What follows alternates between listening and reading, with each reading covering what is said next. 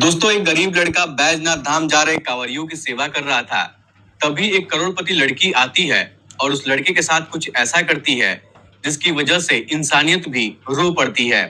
दोस्तों, ये कहानी है झारखंड की, जहां सावन का महीना शुरू होते ही पूरा माहौल बोल बम के जयकारों से गूंज उठता है और सुल्तानगंज से जल लेकर लाखों कांवरिया बैजनाथ धाम की ओर जा रहे थे। तभी देवघर से कुछ किलोमीटर पहले एक छोटा सा सेवा शिविर लगा हुआ था और ये सेवा शिविर एक प्रदीप नाम का लड़का हर साल लगाया करता था। सुबह होने से पहले मटके में पानी भरता था, कांवरियों के लिए शरबत तैयार करता था और एक डब्बा में कुछ दवाइयां भी सजाकर रख दिया करता था। दोस्तों, जो श्रद्धालु थके हुए थे उनकी मदद करता था। अगर कोई बूढ़ा व्यक्ति था तो उनको बैठाकर चाय पानी भी पिलाता था। अगर किसी के पैरों में छाले पड़ जाते थे तो उनके पैरों में मलहम भी लगाया करता था। तो सभी कांवरिया उसको दुआ देकर वहां से आगे बढ़ जाया करते थे। लेकिन दोस्तों, प्रदीप किसी से 1 रुपया तक नहीं लेता था।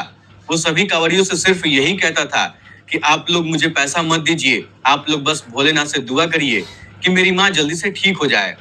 दोस्तों, प्रदीप मोहनपुर गांव का रहने वाला था। बहुत ही गरीब घर का लड़का था और उसी घर में उसकी माँ सरस्वती देवी कई महीने से बिस्तर पर पड़ी हुई थी और बीमारी की वजह से उनका शरीर कमजोर होता जा रहा था। डॉक्टर साहब इलाज करने के लिए बोल रहे थे, लेकिन प्रदीप के पास उतना पैसा नहीं था कि वो अपनी माँ का इलाज करा पाए।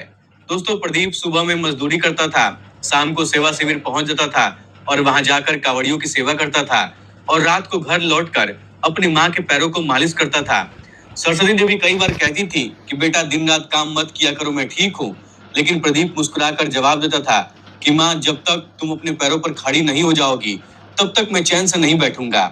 दोस्तों, प्रदीप अपनी माँ को खाना खिलाता था, दवा खिलाता था और उनके सिरहाने बैठकर भोलेनाथ की तस्वीर के सामने हाथ जोड़ लेता था और उनके सामने दुआ करता था कि भगवान प्लीज आप मेरी माँ को जल्दी से ठीक कर दीजिए। दोस्तों, प्रदीप के पास धन दौलत तो नहीं था, लेकिन माँ के प्रति उसका विश्वास बहुत ज्यादा था और यही विश्वास किसी धन दौलत से कम नहीं था। इधर दोस्तों, मुंबई में एक राजीव मेहता नाम के व्यक्ति रहते थे। मुंबई में उनका आलीशान बंगला बना हुआ था। तो उनके बंगलों में भी सावन की तैयारी चल रही थी। उनकी एक छोटी बेटी थी जिसका नाम राधिका मेहता था। राधिका अपने पापा से जिद करने लगती है। वो कहती है कि पापा, मैं भी सुल्तानगंज से जल लेकर पैदल बैजनाथ धाम जाऊंगी। तो राजीव मेहता कहते हैं उसको समझाते हुए कि बेटी, वहां पर लाखों की भीड़ होती है, तुम वहां पर नहीं जा पाओगी, तुमको बहुत तकलीफ होगी और तुम पैदल भी नहीं चल पाओगी, बहुत दूर तक पैदल चलना पड़ता है। लेकिन दोस्तों, राधिका कहती है कि पापा, मैं मन्नत मांगी हूँ, इसलिए मुझे जाना ही पड़ेगा।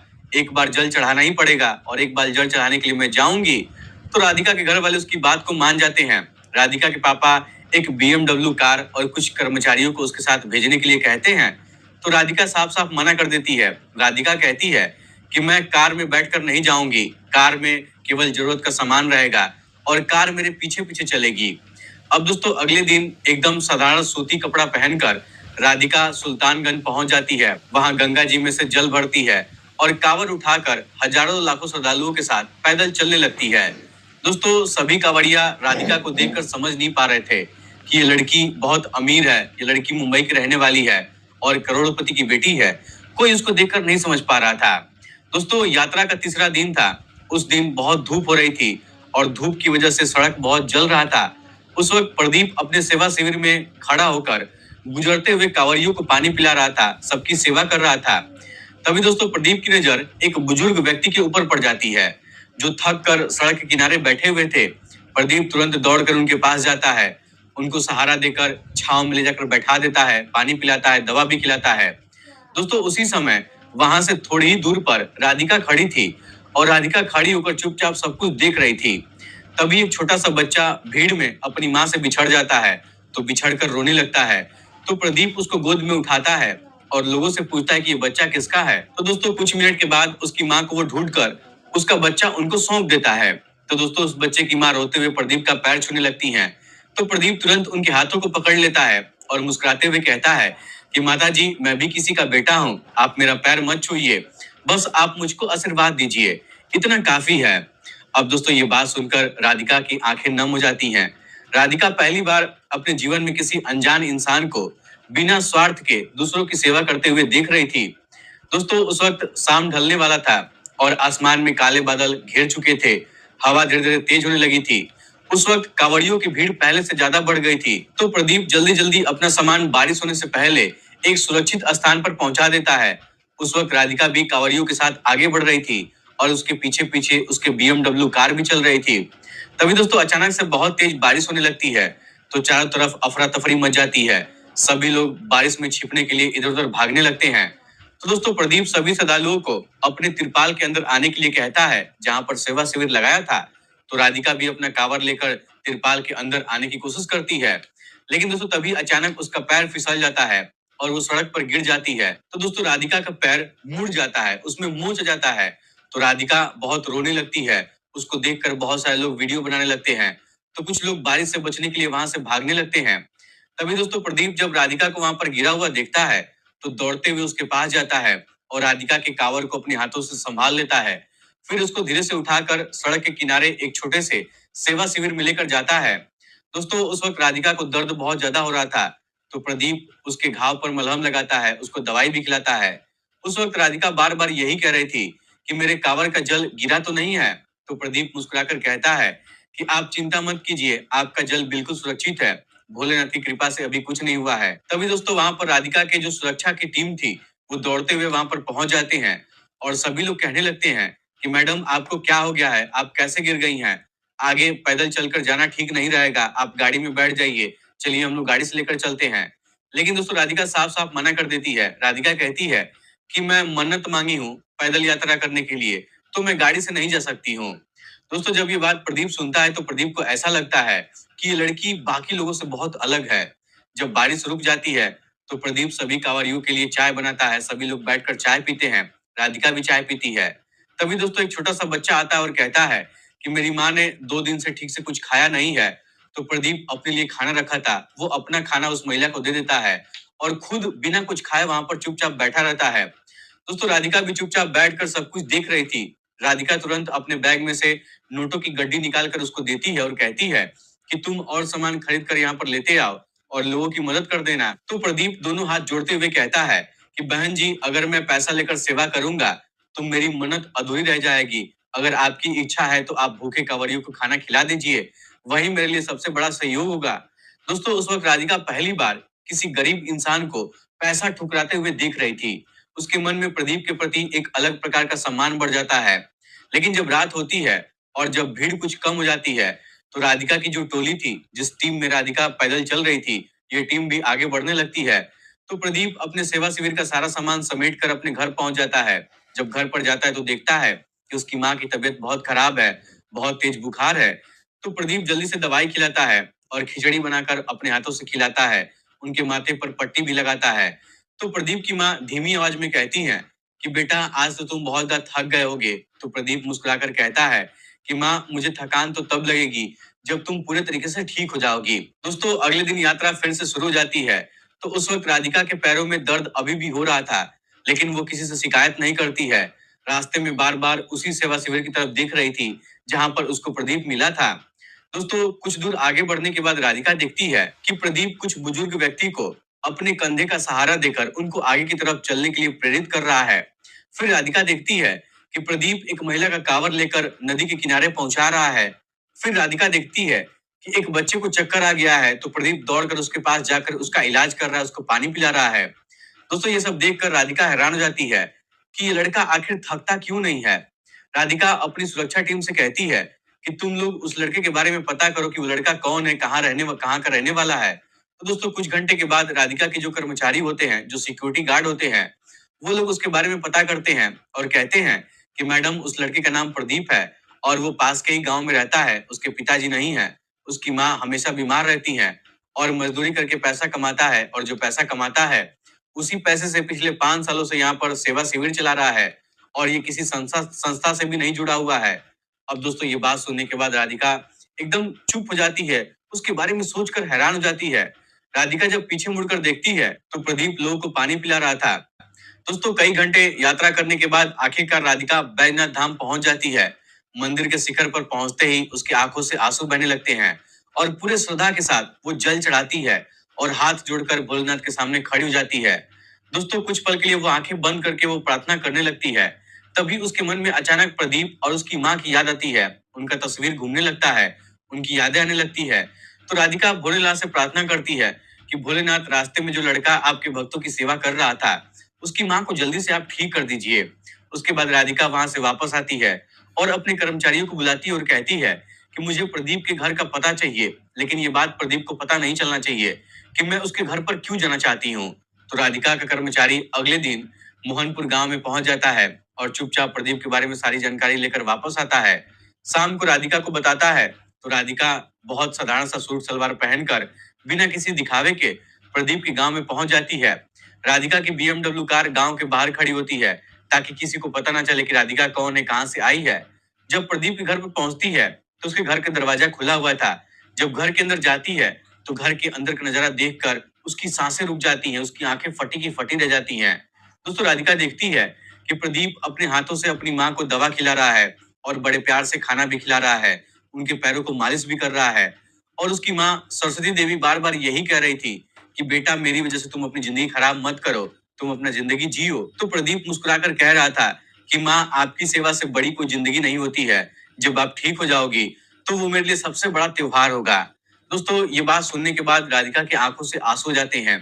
राधिका अपनी जिंदगी में बहुत ज्यादा दौलत देखी थी, लेकिन माँ के लिए इतना प्यार पहली बार देख रही थी। दोस्तों, राधिका कुछ बोलती नहीं है और प्रदीप भी उसको देख नहीं पाता है। राधिका चुपचाप वहां से लौट जाती है, लेकिन वहां से जाते जाते राधिका प्रदीप के गांव के एक डॉक्टर से मुलाकात करती है और सरस्वती देवी के इलाज का पूरा खर्चा अपने नाम से नहीं बल्कि अपने कर्मचारी के नाम से जमा करवा देती है। तो दोस्तों, अगले ही दिन से सरस्वती देवी का इलाज पहले से बेहतर होने लगता है। नई नई दवाई आने लगती है, जांच समय पर होने लगती है और डॉक्टर साहब नियमित रूप से प्रदीप की माँ का इलाज करने लगते हैं। ये सब देखकर प्रदीप प्रदीप बहुत हैरान हो जाता है कि अचानक से ये सब कुछ कैसे हो गया है। प्रदीप डॉक्टर साहब से कई बार पूछने की कोशिश करता है, लेकिन हर बार डॉक्टर साहब मुस्कुराकर कह दिया करते थे कि एक भले इंसान ने आपकी माँ की जिम्मेदारी उठाई है। तो दोस्तों, प्रदीप रोज भगवान के सामने बैठकर अपना सर झुकाकर उस अनजान व्यक्ति के लिए दुआ करता था। इधर दोस्तों, जो राधिका थी, ये मुंबई जाने के बाद मुंबई से बैठकर सारी जानकारी ले रही थी और अपने कर्मचारियों से सिर्फ एक ही सवाल पूछती थी कि प्रदीप कैसा है, उसकी माँ कैसी है। जब राधिका को पता चलता है कि अब अच्छे से उनका इलाज हो रहा है और वो पहले से ठीक हो रही हैं, तो राधिका बहुत खुश होती है। इधर दोस्तों, प्रदीप पहले की तरह मजदूरी करता था, सेवा शिविर में जाता था और माँ की देखभाल करता था। प्रदीप कभी जानने की कोशिश नहीं करता है कि उसकी माँ की मदद कौन कर रहा है और क्यों कर रहा है। दोस्तों, प्रदीप को सिर्फ इतना विश्वास था कि भगवान किसी न किसी माध्यम से उसकी माँ की सेवा कर रहे हैं। दोस्तों, जब करीब 2 महीने का वक्त गुजरता है तो 2 महीने के बाद डॉक्टर साहब सरस्वती देवी से कहते हैं कि अब आपकी हालत पहले से बहुत अच्छी हो गई है। तो ये खबर सुनने के बाद प्रदीप बहुत खुश हो जाता है। प्रदीप उस दिन भोलेनाथ के मंदिर पर प्रसाद चढ़ाने के लिए जाता है और जब वहां से वापस घर की तरफ लौट रहा था तो डॉक्टर साहब को प्रसाद देने के लिए जाता है। तभी दोस्तों, डॉक्टर साहब प्रदीप को सच्चाई के बारे में बता देते हैं। वो कहते हैं कि तुम जिस लड़की का सावन में मदद किए थे, उसी लड़की ने तुम्हारी माँ का इलाज करवाया है। उसका नाम राधिका है, वो मुंबई में रहती है। अब दोस्तों, इस बात को सुनकर प्रदीप कुछ पल के लिए बिल्कुल शांत रह जाता है और सोचने लगता है कि वो कौन लड़की थी, मैं किसका सहायता किया था। फिर उसको याद आता है कि अच्छा, ये वही लड़की है जो बारिश में गिर गई थी, जिसका पैर में मोच आ गया था, जो मुझे पैसा देना चाहती थी, लेकिन मैं पैसा लेने से मना कर दिया था। अब दोस्तों, उसी दिन प्रदीप राधिका से मिलने का फैसला करता है। प्रदीप अपनी माँ से कहता है कि माँ, जिसने आपके लिए इतना कुछ किया है उसको धन्यवाद कहना मेरा फर्ज है। तो सरस्वती देवी मुस्कुराकर कहती हैं कि हाँ बेटा, तुम सही कर रहे हो, जाओ, लेकिन दिल से धन्यवाद देना। अब दोस्तों, अगले दिन प्रदीप अपने गांव के कुछ लोगों से कुछ पैसा उधार लेकर मुंबई जाने के लिए टिकट खरीद लेता है।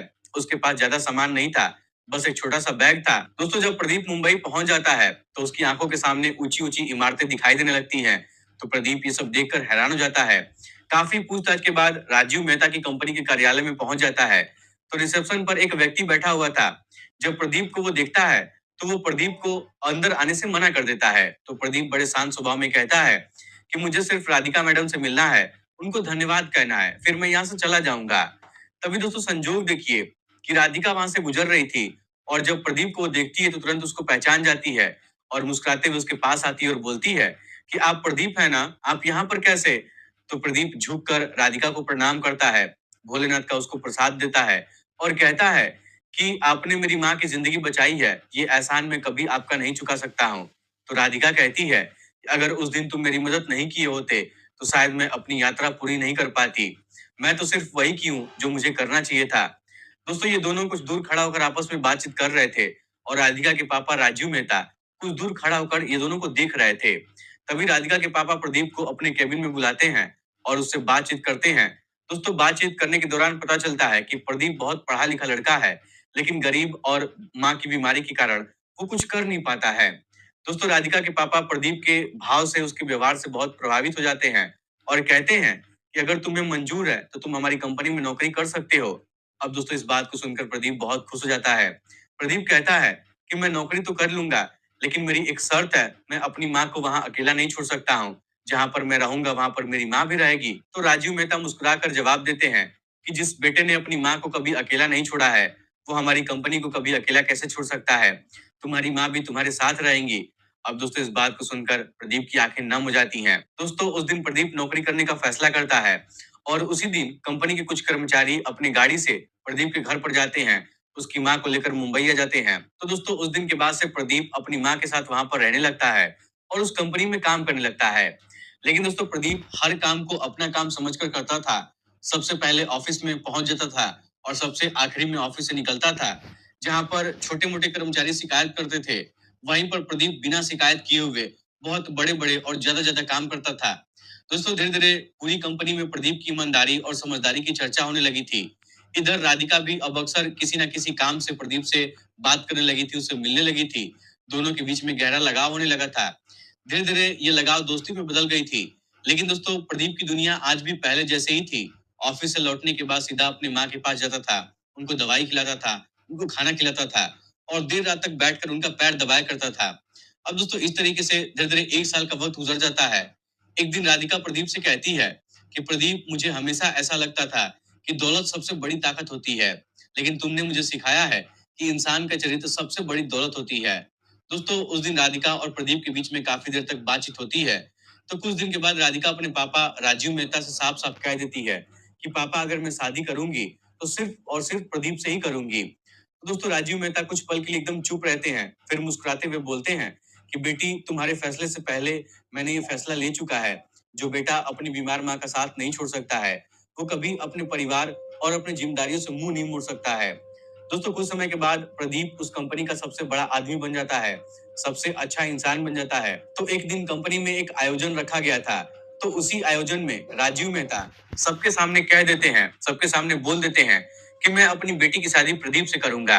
अब दोस्तों ये बात सुनकर सभी लोग बहुत खुश हो जाते हैं, लेकिन ये बात सुनकर प्रदीप की आंखों से आंसू आ जाते हैं। प्रदीप तुरंत झुककर राजीव मेहता का पैर छूता है और फिर बड़े ही धूमधाम से राधिका और प्रदीप की शादी हो जाती है। दोस्तों शादी के कुछ महीने के बाद प्रदीप राधिका को लेकर फिर से भोलेनाथ का दर्शन करने के लिए बैजनाथ धाम जाता है और शादी के बाद भी प्रदीप अपनी माँ को नहीं छोड़ता है, बल्कि राधिका के साथ, अपनी माँ के साथ खुशी खुशी वहां पर रहने लगता है। और दोस्तों आज भी जब सावन का महीना आता है और जब कांवरिया जल चढ़ाने के लिए जाते हैं, तो आज भी प्रदीप राधिका के साथ वहां पर सेवा शिविर लगाता है और कांवरियों की सेवा करता है, उनकी मदद करता है। तो दोस्तों ये थी प्रदीप और राधिका की दिल को छू लेने वाली कहानी। ये कहानी आपको कैसी लगी, आप लोग हमें कमेंट बॉक्स में जरूर बताइएगा। अगर ये कहानी आपको जरा से भी पसंद आई हो तो वीडियो को लाइक और चैनल को सब्सक्राइब जरूर करिएगा। फिलहाल आज के इस वीडियो में इतना ही।